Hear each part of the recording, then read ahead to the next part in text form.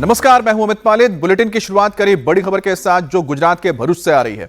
अतिक्रमण के खिलाफ सबसे बड़ी कार्रवाई यहां चल रही है। भरूच के गोवाली इलाके में अवैध कब्जे की दरगाह को जमींदोज कर दिया गया। सरकारी जमीन पर कब्जा करके बालापीर की दरगाह का निर्माण किया गया था, जिसके बाद प्रशासन ने अतिक्रमण को लेकर नोटिस दिया और अब उसे पूरी तरह से गिरा दिया गया है। दरगाह पर बने पूरे ढांचे को बुलडोजर के जरिए जमींदोज किया गया।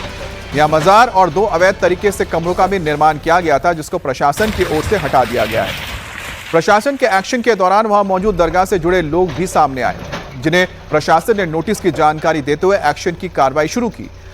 ऑपरेशन डेमोलिशन के तहत दरगाह एरिया के पूरे हिस्से को खाली भी कराया गया। इस कार्रवाई के बाद प्रशासन ने हिदायत दी है कि अगर अवैध कब्जे आगे भी हुआ तो आकर फिर से बुलडोजर का सामना करना होगा।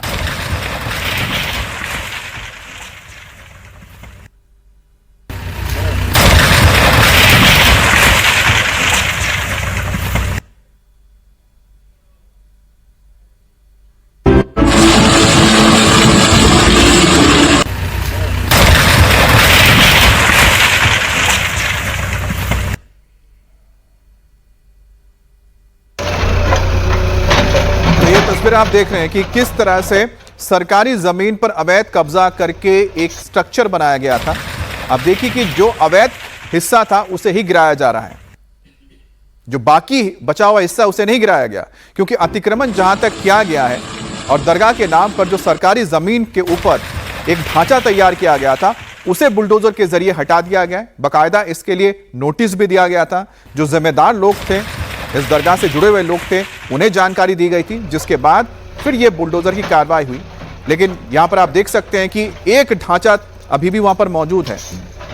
हमारे साथ निर्णय कपूर जुड़ गए हैं। निर्णय, जो हम तस्वीरें देख रहे हैं भरूच की, दरअसल यह मामला क्या है? क्योंकि यहां पर देख रहे हैं कि एक जो निर्माणाधीन ढांचा था उसे गिराया गया है, लेकिन दूसरे पर कार्रवाई होती नहीं दिख रही है। देखिए, ये जो बालापीर की दरगाह है ये पूरी की पूरी डिमोलिश कर दी गई है। और आपको बता दें, ये झगड़िया जो इलाका है भरूच में, गोवाली गांव है, उसमें ये सरकारी जमीन पे अतिक्रमण करके बनाया गया था। हो सकता है विजुअल में शायद अभी वो ना दिख रहा हो, लेकिन पूरा का पूरा जो एरिया है उसको क्लियर कर दिया गया। ये पहले भी नोटिस दिए गए थे दरगाह में, जो दरगाह कमेटी है उनको, और कोई रिस्पांस ना आने के बाद ये फाइनल एक्शन लिया गया। पिछले 3 सालों से गुजरात में जिस प्रकार से कार्रवाई चल रही है, पहले कोस्टल रीजन के इलाकों को क्लियर किया गया, अतिक्रमण जो वहां पे सरकारी जमीन पे किए हुए थे, और अब आपने देखा होगा कई जिलों में ये कार्रवाई हो रही है। पिछले दिनों में, अभी 2 दिन पहले ही राजकोट के जंगलेश्वर में आपने देखा होगा एक बहुत बड़ा डेमोलिशन हुआ है जी। तो अलग अलग इलाकों में सरकारी जमीन पे जो अवैध अतिक्रमण किए हुए हैं उनको क्लियर किया जा रहा है। उसी के तहत ये कार्रवाई जो है ये भरूच के झगड़िया में भी की गई। बिल्कुल निर्णय, जैसा बता रहे हैं कि कार्रवाई हुई है और जो पूरा का पूरा ये अवैध यहां पर अतिक्रमण किया गया था उसे हटा दिया गया। इसकी जरूरत क्यों पड़ती है? इसकी जरूरत इसलिए पड़ती है क्योंकि जो लोग होते हैं बेखौफ होकर, कानून की परवाह किए बगैर इस तरह के अवैध कब्जा कर लेते हैं। लेकिन देश में इस वक्त एक और लोगों के अंदर खौफ नजर नहीं आता है। वो खौफ किसको लेकर है? सड़कों पर जब गाड़ी दौड़ाते हैं भूल जाते हैं कि रफ्तार कितनी होनी चाहिए। ऐसी एक बड़ी खबर नोएडा से आ रही है, जहां पर एक बार फिर से रफ्तार का कहर देखने को मिला है।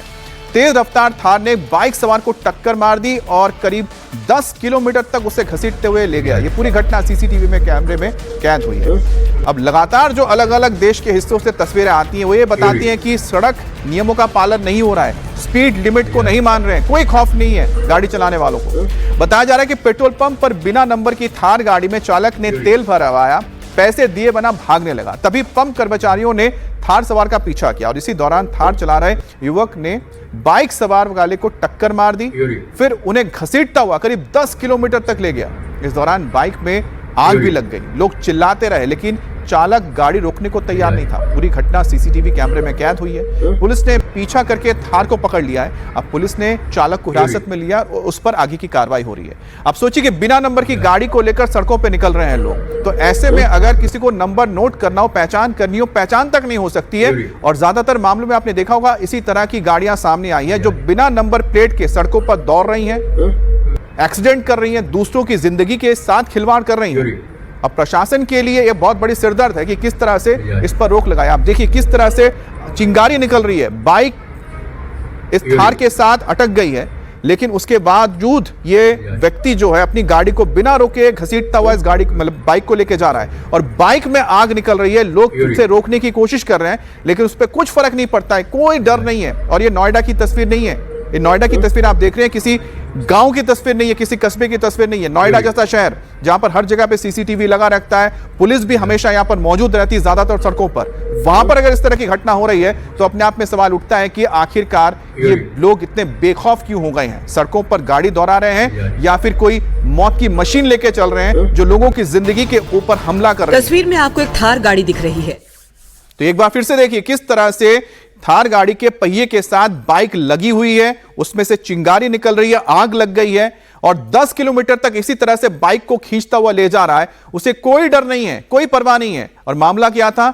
ये थार खरीद लिया, यानी लाखों की गाड़ी खरीद ली, लेकिन कुछ हजार रुपए के तेल भराने के पैसे नहीं है, बिना तेल दिए गाड़ी निकल के आ गई। जब जो पंप के लोग थे पीछा किया तब जाके उसने एक टक्कर मारी बाइक सवार को। कुमार सोनू हमारे साथ जुड़ गए। कुमार सोनू, बहुत ही हैरानी करने वाली ये तस्वीरें आती हैं कि एक तो है कि बिना नंबर प्लेट के गाड़ी लेके दौड़ रहे हैं, कहां पर है पुलिस प्रशासन, और दूसरी बात है इसको पकड़ेंगे कैसे, कैसे पता लगेगा कि कौन है? देखिए, बिल्कुल हैरान कर देने वाली बात है जिसमें कि एक गाड़ी जो है वो दौड़े जा रही है और पूरा जो है मामला सीसीटीवी कैमरे में इसमें कैद हुआ। हालांकि पुलिस इस पूरे मामले की जांच में जुटी हुई है और ये देखने की कोशिश की जा रही है कि आखिर ये हादसा किस तरीके से हुआ, क्यों हुआ, ये घटना पूरी कैसे घटी। जी, और दूसरी बात तो ये है कि ना, ये जो सबसे बड़ी दिक्कत आ रही है कि आप देखिए इससे पहले भी कई सारी घटनाएं हुई है, दिल्ली में हुई हो, नोएडा में हुई हो, जहां पर गाड़ी में नंबर प्लेट ही नहीं है। यहां तक कि आप सोचिए कि जिस आरोपी को पकड़ा था, जिसने एआई समिट में कपड़े उतार के प्रदर्शन किया था, वो गाड़ी जो लेकर गए थे हिमाचल प्रदेश, उसका भी नंबर नहीं लगा हुआ था, टेम्पररी नंबर लगा हुआ था उसमें। कुमार सोनू,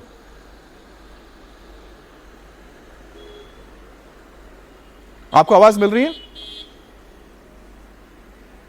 चलिए आगे बात करेंगे, लेकिन हैरान करने वाली तस्वीर एक बार फिर से देखिए कि नोएडा में किस तरह से एक बिना नंबर प्लेट वाली थार गाड़ी एक बाइक सवार को टक्कर मारती है और 10 किलोमीटर तक घसीट कर ले जाती है। एक खबर अब आगरा से भी आ रही है जहां पर मोस्ट वांटेड गैंगस्टर के साथ एसटीएफ की एनकाउंटर के बाद एक बड़े बदमाश को, जिसका नाम पवन उर्फ कल्लू है, रंगदारी मर्डर समेत 18 से ज्यादा संगीन वारदातों में वांटेड था। पुलिस ने उसके ऊपर 50,000 का इनाम घोषित किया था। पुलिस ने उसे नोएडा में सिपाही से लूटी गई 9mm की पिस्टल और बाइक इससे बरामद की है। बदमाश कल्लू एक बार फिर से किसी बड़ी वारदात को अंजाम देने की फिराक में था। उसे पहले ही नोएडा और आगरा एसटीएफ के जॉइंट ऑपरेशन में उसे ढेर कर दिया गया। बदमाश कई बड़े गैंग के टच में भी था और सुपारी किलर के तौर पर वारदात को अंजाम देता था। दिल्ली और वेस्टर्न यूपी में इसका आतंक था। एनकाउंटर स्पॉट से हथियार और कारतूस भी बरामद किया गया है। तो एक इनामी बदमाश जिसके साथ यूपी एसटीएफ की मुठभेड़ हुई थी, उसमें मार गिराया गया। गैंगस्टर का नाम है पवन उर्फ कल्लू। अब इस पे कई संगीन मामले दर्ज हैं। 50,000 का इस पर इनाम घोषित किया गया था और 18 से ज्यादा संगीन केस हैं। अब इसके पास से सोचिए सिपाही से यानी पुलिस से लूटी हुई पिस्टल और बाइक भी बरामद की गई है। तो इतना बेखौफ था कि पुलिस तक को उसने नहीं बख्शा। अब मुरादाबाद से खबर है जहां एक महिला जज के पिता की गोली मारकर हत्या कर दी गई। मोहम्मद असद नाम के शख्स रोजा खोलने के बाद नमाज पढ़ने मस्जिद जा रहे थे, तभी बाइक से आए उनके रिश्तेदार ने पीछे से सिर पर बंदूक सटाकर गोली मार दी।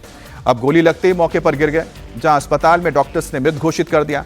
वारदात को अंजाम देने वाला हिस्ट्री शीटर और मोहम्मद असद बेकरी चलाते थे। आरोपी उनकी पत्नी का भाई है जिसके साथ काफी वक्त से प्रॉपर्टी का विवाद चल रहा था और इसी कड़ी में आरोपी ने 20 सड़क पर मर्डर की वारदात को अंजाम दिया।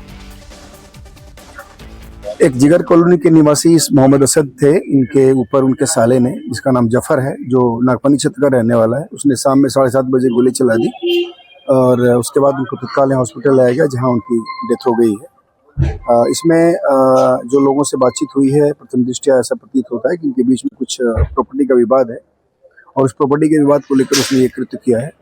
हम लोग उसमें 4-5 टीमें लगाए हैं, तत्काल उसको हम गिरफ्तार करेंगे और इसमें अग्रिम वैधानिक कार्रवाई की जाएगी। खबर एमपी के रीवा से है जहां पर आरक्षकों को बनना बहुत ही महंगा पड़ गया। यानी कि ट्रेनिंग ले रहे आरक्षकों ने वर्दी में एक रील बनाया और रील भी सरकारी नौकरी और वर्दी के रौब पर वीडियो वायरल होते ही रील बना रहे 6 आरक्षकों को कारण बताओ नोटिस जारी कर दिया गया है।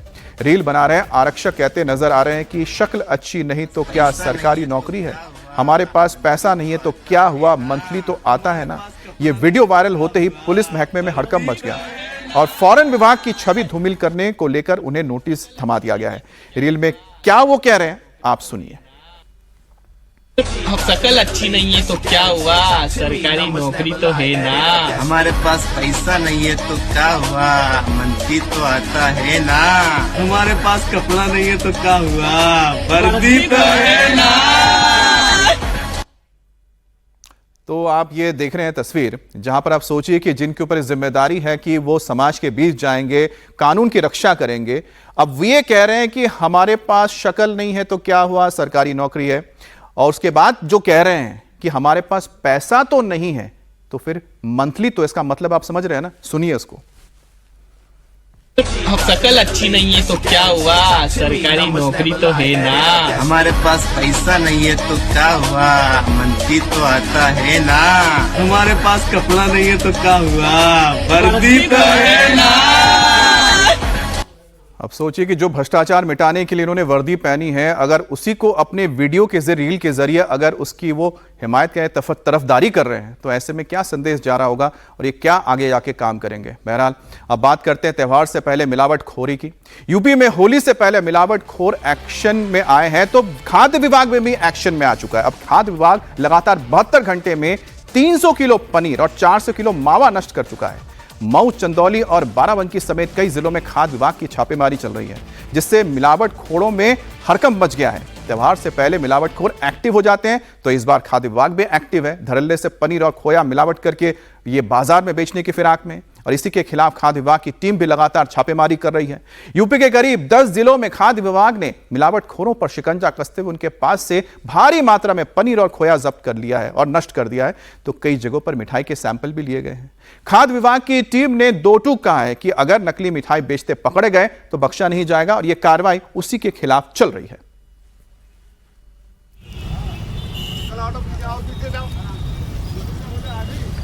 तो अलग अलग तस्वीरें देख रहे हैं आप, उत्तर प्रदेश के अलग अलग शहरों की। मऊ है, शाहजहांपुर है, चंदौली है, बाराबंकी है।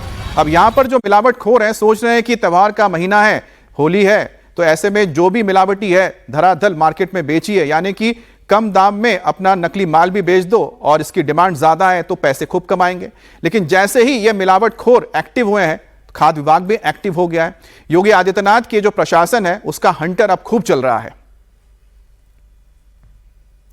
अब यूपी के मऊ से बड़ी खबर आ रही है। होली से पहले मऊ में खाद्य विभाग की बड़ी कार्रवाई हुई। खाद्य विभाग की टीम ने 180 किलो खोया जब्त किया। खोए के 17 नमूने जांच के लिए भेजे गए। खाद्य विभाग की इस कार्रवाई से मिलावटखोरों में हड़कंप मच गया। अब होली से पहले खाद्य विभाग की टीम ताबड़तोड़ छापेमारी कर रही है। अब 180 किलोग्राम मिलावटी खोया जब्त करके उसे नष्ट किया गया है। साथ ही उसके नमूने भी भेजे गए हैं जांच के लिए। इसके अलावा 17 किलोग्राम रंगीन कचरी भी संदिग्ध पाए जाने पर उसे जब्त किया गया, उसके भी नमूने भेज दिए गए हैं। खाद्य सुरक्षा विभाग की टीम ने साफ कहा है कि त्योहारों के दौरान मिलावटखोरों को किसी भी तरह से बख्शा नहीं जाएगा।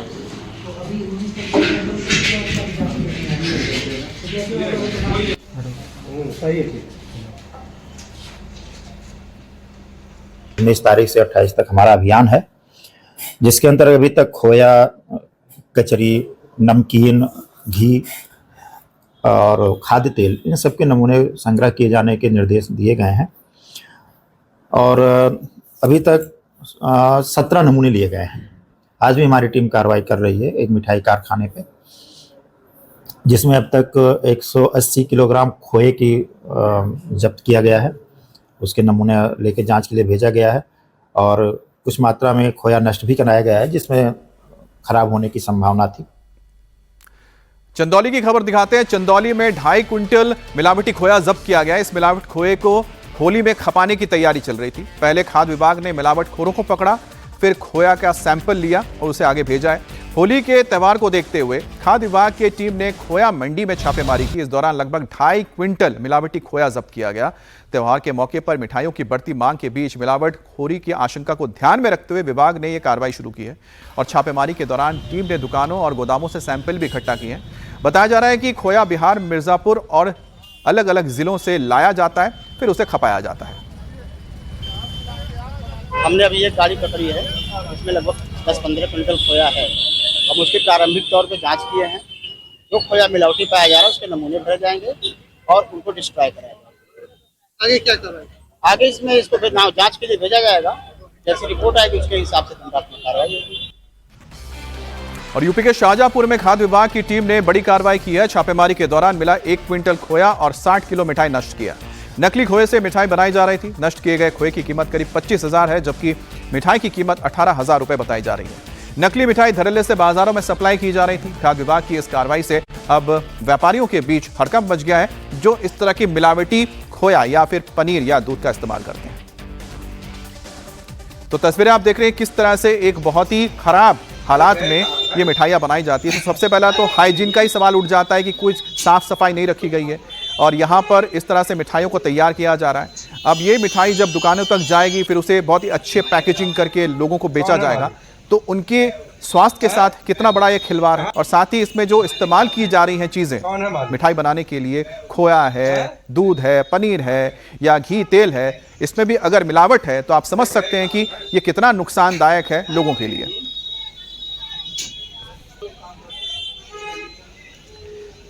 तो ये आप तस्वीर देखिए, शाहजहांपुर की तस्वीर है और जहां पर मिठाई बनाई जा रही है उस जगह को देखिए। ये वो जगह है जहां पर मिठाई तैयार की जा रही है। एक तो है कि सबसे पहले आप देखिए कि किस तरह से बर्तनों का इस्तेमाल किया जा रहा है। साफ सफाई का कोई ध्यान नहीं रखा गया है।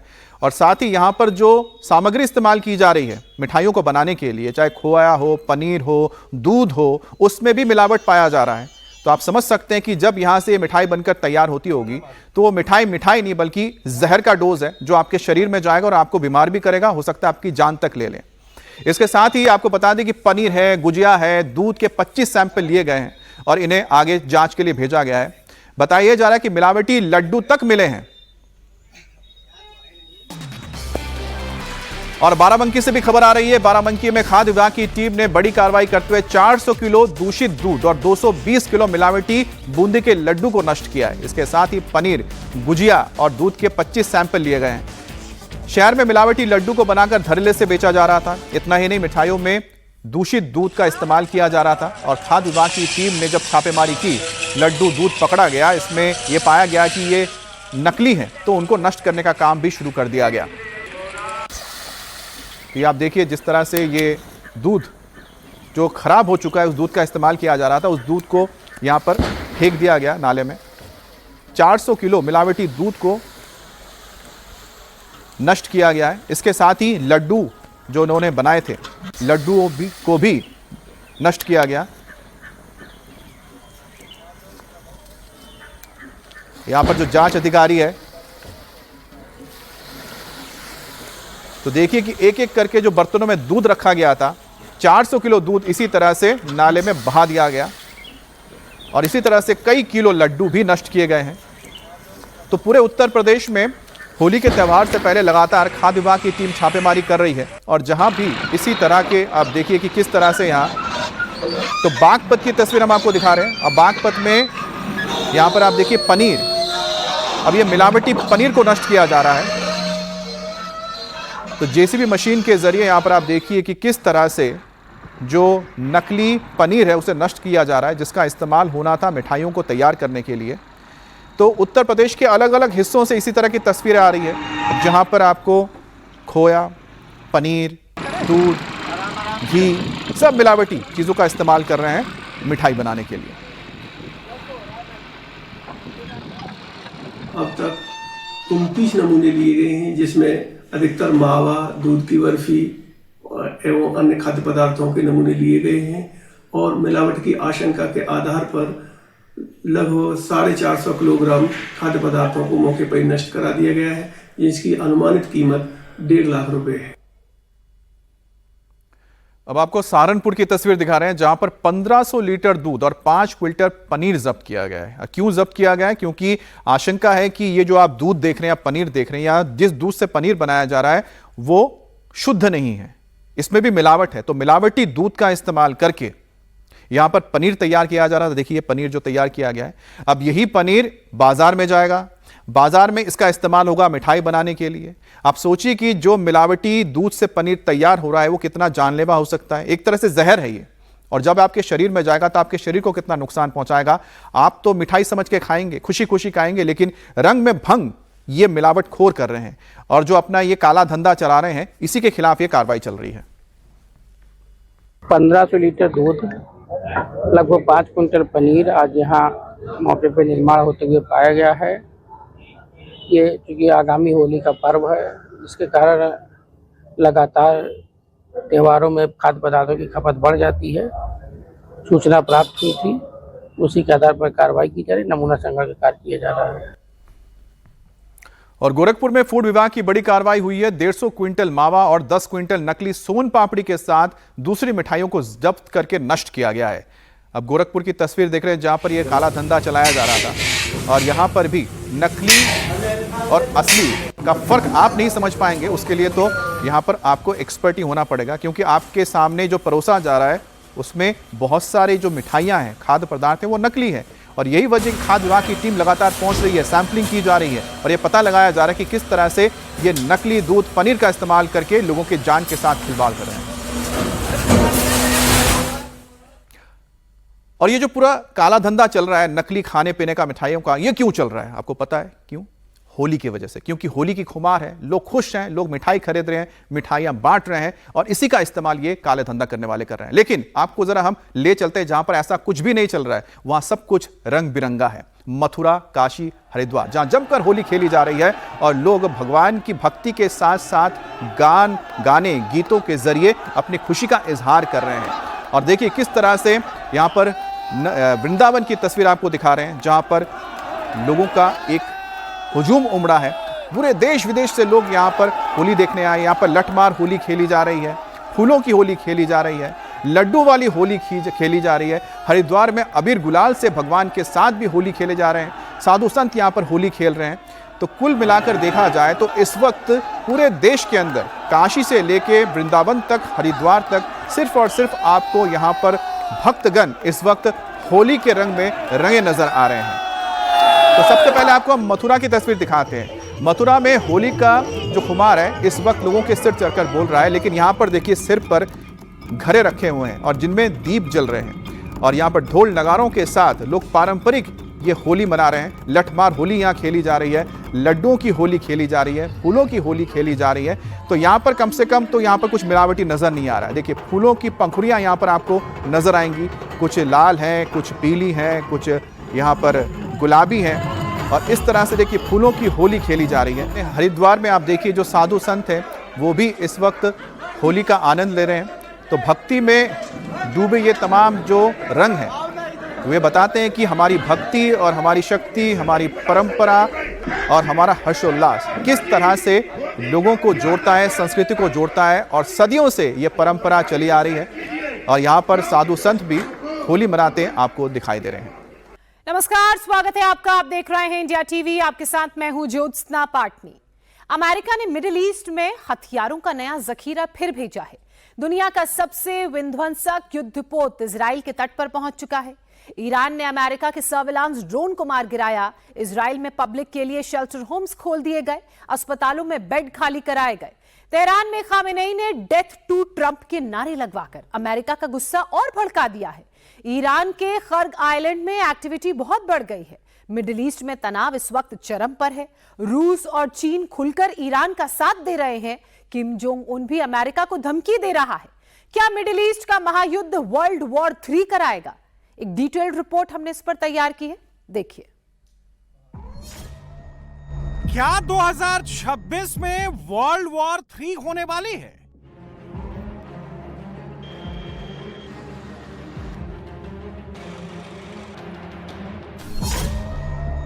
नास्ट्रेदामस की भविष्यवाणी क्या सच होने वाली है?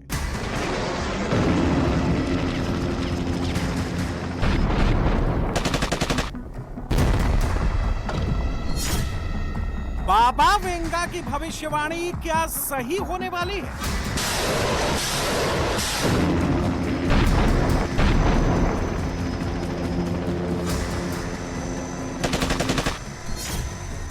क्योंकि ट्रम्प बोले जो अमेरिका की नहीं मानेगा उसे तबाह कर देंगे।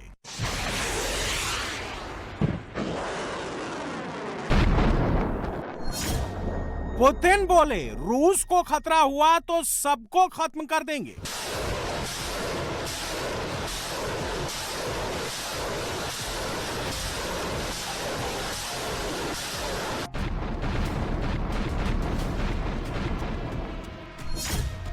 खामेनेई बोला पूरा मिडिल ईस्ट जला देंगे, अमेरिका तक बम मारेंगे।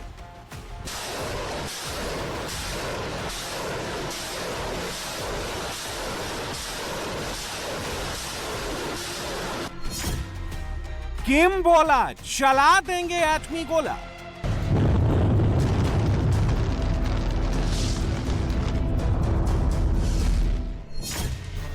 रूस, यूक्रेन,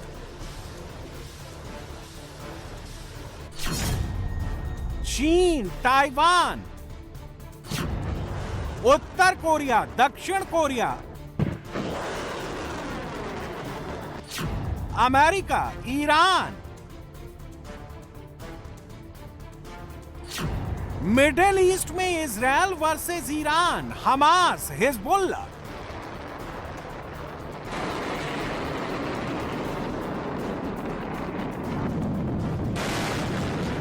कहीं युद्ध का मोर्चा खुलकर धधक रहा है,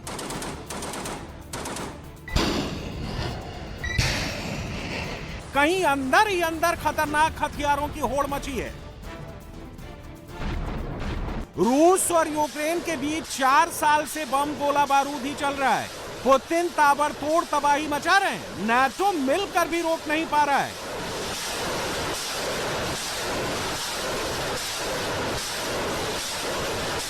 उत्तर कोरिया का किम जोंग दक्षिण कोरिया को भस्म करने की धमकी दे रहा है। अमेरिका के गुआम बेस को एटमी मिसाइल से उड़ाने की बातें कह रहा है।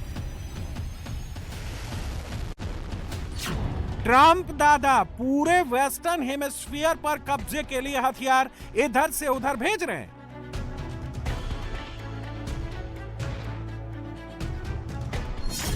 वेनेजुएला, ग्रीनलैंड, मैक्सिको, क्यूबा को धमकाने के बाद अब ईरान पर चढ़ाई करने जा रहे हैं।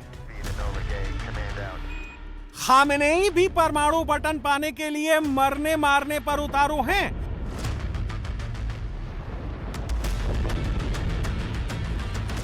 जिनपिंग भी ताइवान को कच्चा चबाने का मौका ढूंढ रहा है। साउथ चाइना सी में आए दिन धमाके ही धमाके कर रहे हैं।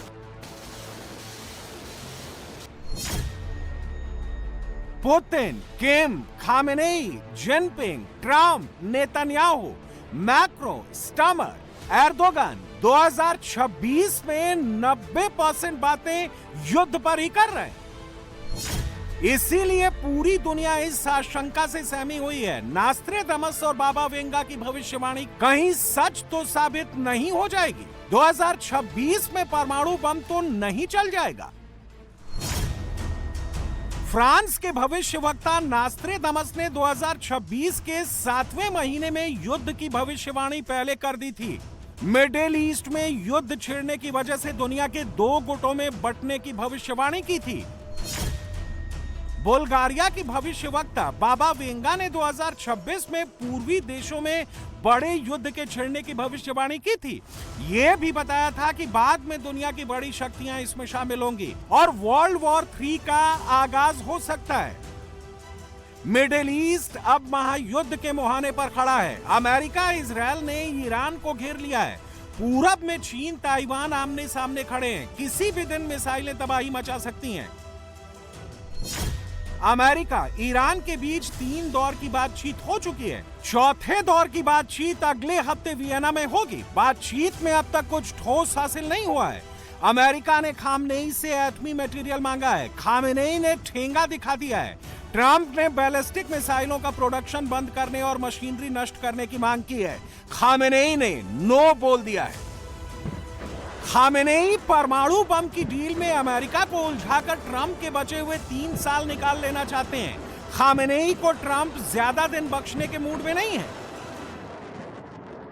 One thing is certain, I will never allow the world's #1 sponsor of terror, which they are by far, to have a nuclear weapon. Can't let that happen. Trump ने 24 घंटे में फाइटर जेट का नया स्क्वाड्रन इंग्लैंड के Ralph लकीन Heath airbase पर उतारा है। इनमें 12 F-35S फाइटर जेट हैं जो वहां से उड़कर ईरान पर बमबारी कर सकते हैं। 12 F-15E स्ट्राइक ईगल्स हैं। जब जब ईरान पर ट्रंप ने हमला कराया है, ईगल्स ने आगे बढ़कर हमले किए हैं। 13 F-22 रैप्टर्स हैं जो ईरान के किसी भी डिफेंस को भेद कर तेहरान में तबाही मचा सकते हैं। 24 घंटे पहले इजरायल के बेन गुरियन बेस पर अमेरिका ने रैप्टर्स और F-15E स्ट्राइक ईगल जैसे खतरनाक फाइटर जेट उतारे थे। अमेरिका के सबसे घातक 5वीं पीढ़ी के फाइटर जेट F-35 लाइटनिंग भी जॉर्डन के सॉल्टी एयरबेस में पहुंचा दिए गए। ट्रंप की युद्ध मशीनरी का भीम USS गेराल्ड फोर्स अब इजरायल के समुद्री तट पर पहुंच चुका है। इसके साथ जो हथियार आए हैं उन्हें देखकर खामेनेई की नींद उड़नी तय है। इसके साथ हाई डिस्ट्रॉयर सोनिक वेपन से लैस हैं। गेराल्ड आर फोर्ड के साथ खतरनाक हथियारों से लैस एम्फीबियस टैंक भी आए हैं। शोले उगलते रॉकेट इस बात का उद्घोष कर रहे हैं कि खामेनेई पर आपदा आने वाली है। ट्रंप ने यूं ही नहीं कहा कि ईरान ऐसी मिसाइल टेक्नोलॉजी पर काम कर रहा है जो अमेरिका तक हमले कर सकती है। इसके पीछे सोची समझी रणनीति है। ईरान पर हमले को जायज ठहराने के लिए ट्रंप को ठोस वजह चाहिए। इसीलिए एटम बम से ज्यादा फोकस खामेनेई की बैलिस्टिक मिसाइलों पर ट्रंप कर रहे हैं। The fact that they insist not just on enrichment, but on enrichment in locations located inside of mountains is, I think you would have to lack common sense to not know what that means or what that could mean. If in fact what you're interested in is a peaceful nuclear program, you can do it like most of the countries in the world do it, which is they have above ground reactors and they import the fuel. We have deals now to do that with countries. You're building missiles that could potentially carry warheads. That doesn't sound to me like someone who's a country that's not interested in building weapons. So it's not just the rhetorical, it's the actions that back the rhetoric. Iran ने America के ट्रिटॉन drone को मार गिराकर Trump को हमले का बहाना दे दिया है। ट्रिटॉन ड्रोन अमेरिका का सबसे महंगा ड्रोन है जिसकी कीमत $230 मिलियन है। आशंका जाहिर की जा रही है कि ईरान ने चीन की इलेक्ट्रॉनिक वॉरफेयर मशीनरी का इस्तेमाल कर अमेरिका के सबसे महंगे ड्रोन को धराशायी कर दिया है। ट्रिटॉन एक सर्विलांस ड्रोन है जो एक उड़ान में 1 करोड़ वर्ग किलोमीटर के समुद्री क्षेत्र की निगरानी करता है। यह लगातार 24 से 30 घंटे तक हवा में उड़ सकता है। यह 50,000 फीट से ज्यादा ऊंचाई पर छुपकर दुश्मन की जासूसी करता है। इसमें लगे रेडार और सेंसर 360 डिग्री घूमकर युद्ध क्षेत्र की बिल्कुल क्लियर तस्वीरें भेजते हैं। अमेरिकी ड्रोन पर हमले के बाद अब युद्ध होना तय है। मिडिल ईस्ट का महायुद्ध 48 घंटे के अंदर धधक सकता है। अमेरिका के बड़े हमले शुरू हो सकते हैं। तेहरान में खामेनेई का खात्मा हो सकता है। IRGC और ईरानी नेवी के तमाम एसेट भारी बमबारी और मिसाइल अटैक में तबाह किए जा सकते हैं। ईरान में आग के शोले उठने शुरू भी हो चुके हैं। यह साउथ वेस्ट ईरान का आबादान शहर है जहां शोले उठ रहे हैं। यहां पेट्रोकेमिकल प्लांट में आग लगी हुई है। आग कैसे लगी, धमाका कैसे हुआ, यह कोई एजेंसी बताने को तैयार नहीं है। ईरान जले तो जले, खामेनेई को फर्क नहीं पड़ता। ईरानियों पर गोलियां चलें तब भी खामेनेई को फर्क नहीं पड़ता।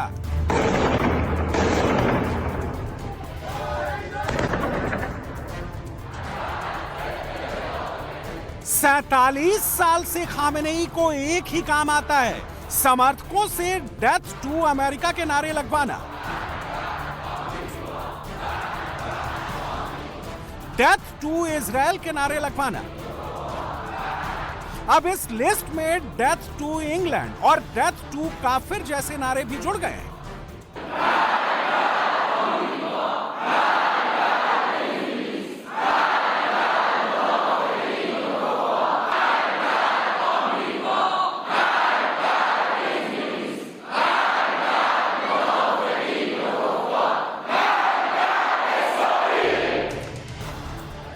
तेहरान में मुल्ला मुनीर से डेथ टू अमेरिका नारे लगवाने के बाद जब खामेनेई को किसी ने बताया कि दूसरा जंगी बेड़ा इजरायल के तट पर लग चुका है, ट्रंप के 40 से ज्यादा नए फाइटर्स मिडिल ईस्ट पहुंच चुके हैं। अब असली धमाकों की बारी है। नारे वारे छोड़कर बंकर तक जल्दी भाग चलें। क्या पता रास्ते में ही टॉम हॉक मिसाइल आ जाए। क्या पता बंकर बस्टर बम चल जाए और बंकर की सुरंगें बंद हो जाएं, तो फिर कहां छुपेंगे। खामेनेई ने फौरन पैतरा बदला और डेथ टू अमेरिका के नारे का नया मतलब समझा दिया। मैं एक बात क्लियर कर देना चाहता हूं कि जब हम डेथ टू अमेरिका का नारा लगाते हैं तो इसका मतलब वहां की जनता के लिए नहीं है। इसका मतलब death to Trump, death to John Bolton, death to Mike Pompeo के लिए है।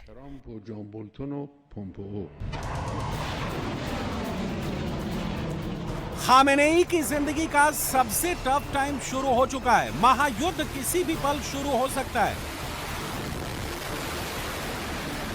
इसीलिए ईरान ने खर्ग आइसलैंड में तेल टैंकरों की लोडिंग बहुत तेज कर दी है। ईरान ने तेल का स्टॉक बहुत तेजी से बढ़ाना शुरू कर दिया है। जून 2025 में भी जब युद्ध शुरू हुआ था, तब भी खर्ग आइसलैंड में ईरान के तेल टैंकरों की लोडिंग बहुत बढ़ गई थी। युद्ध का संकेत जैसे अमेरिका में पेंटागन के पास पिज्जा की डिलीवरी से मिलता है, वैसे ही ईरान में खर्ग आइसलैंड में तेल टैंकरों की एक्टिविटी से मिलता है।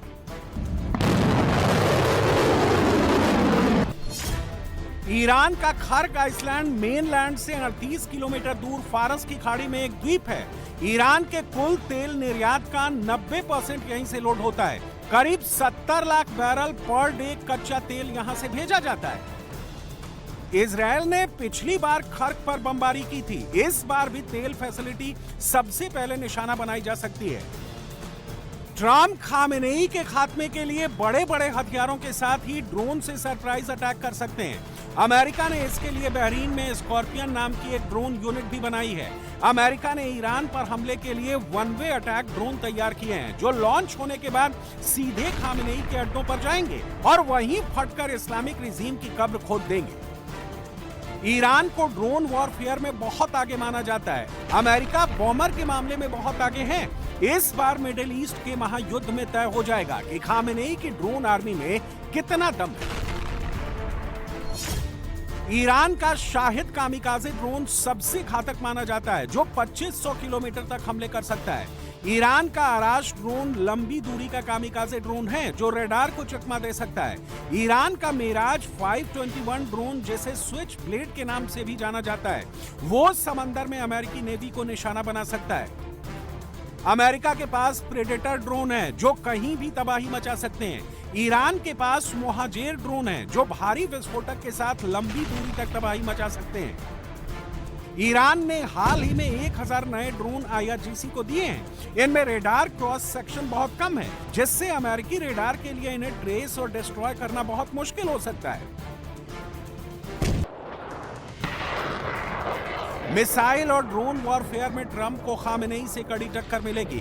हवाई युद्ध आते ही खामेनेई को गहरे बंकर में छुपना पड़ेगा, क्योंकि F-35 का हमला रोकने की ताकत बहुत कम है। ईरान डिफेंस के लिए रूस और चीन पर डिपेंड है। ईरान के पास S-400 जैसा एडवांस एयर डिफेंस सिस्टम है।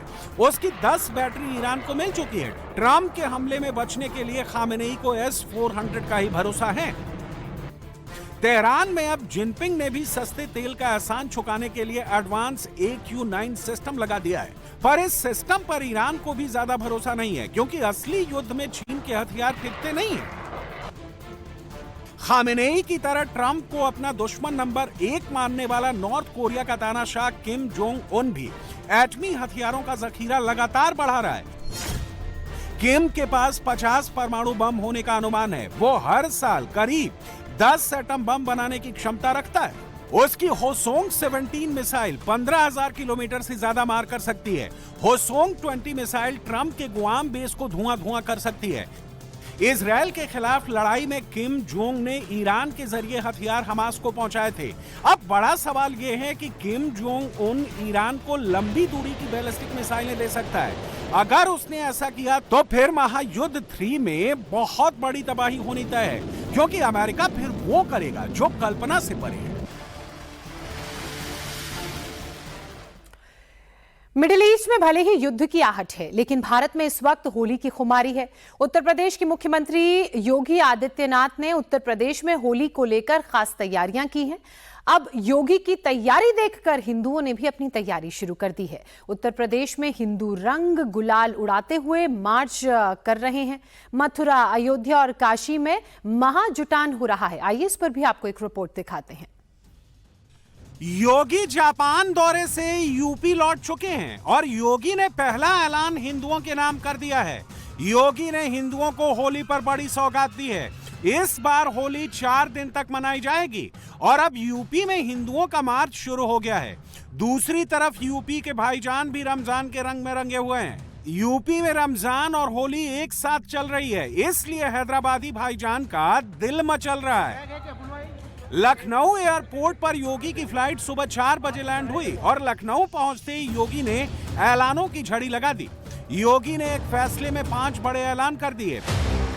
पहला ऐलान, होली 3 दिन पहले से मनेगी। 1 से 4 मार्च मनाई जाएगी होली। दूसरा ऐलान, 2, 3 और 4 मार्च को छुट्टी रहेगी। तीसरा ऐलान, 28 फरवरी यानी आखिरी शनिवार को यूपी में दफ्तर खुलेंगे। चौथा ऐलान, सभी कर्मचारियों को होली से पहले मिलेगी सैलरी। 5वां ऐलान, पेंशनरों को भी होली से पहले पेंशन का भुगतान।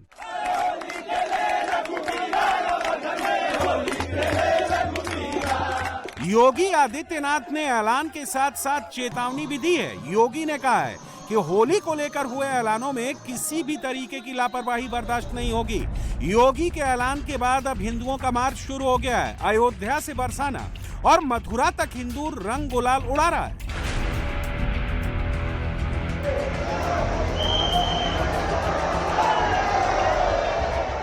सबसे पहले मथुरा के बांके बिहारी मंदिर के रंग देखिए। लाखों भक्त बांके बिहारी के मंदिर में दर्शन और होली खेलने पहुंच रहे हैं। बांके बिहारी के मंदिर में जमकर रंग गुलाल उड़ रहे हैं और बांके बिहारी लाल का जयकारा भी लग रहा है।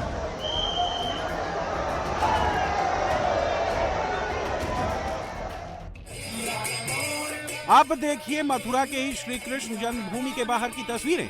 श्री कृष्ण जन्मभूमि के बाहर हिंदुस्तान के कोने कोने से भक्त मथुरा पहुंच रहे हैं।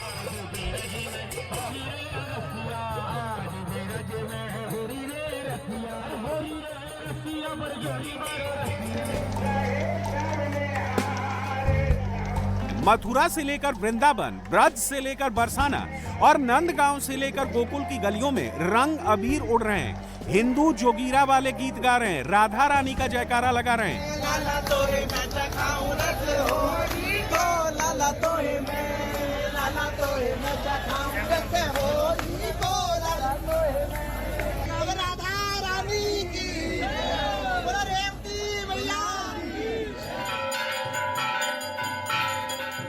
होली का रंग अवध में चढ़ा हुआ है। योगी के ऐलान के बाद यहाँ भी हिंदुओं का मार्च शुरू हो गया है। हिंदू रंग अबीर लेकर अयोध्या भी पहुंच रहा है।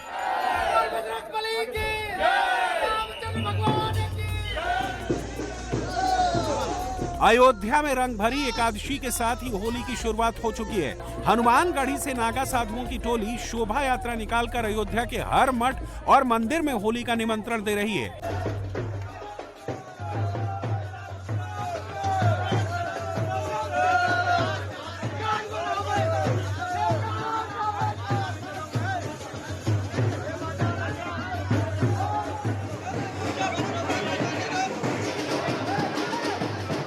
अयोध्या भी पूरी तरह से होली के रंग में रंगी हुई है। रामनगरी अयोध्या में जय श्री राम का जयकारा भी लग रहा है और होली का होकारा भी।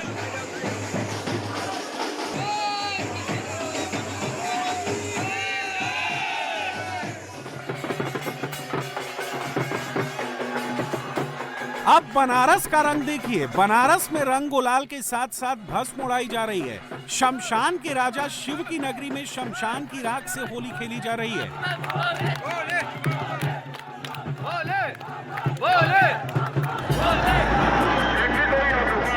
ये बनारस का हरिश्चंद्र घाट है, जहां जलती चिताओं की राख से होली खेली जा रही है। और इस होली में मसान की होली में शामिल होने के लिए हिंदू हिंदुस्तान के कोने कोने से पहुंच रहा है।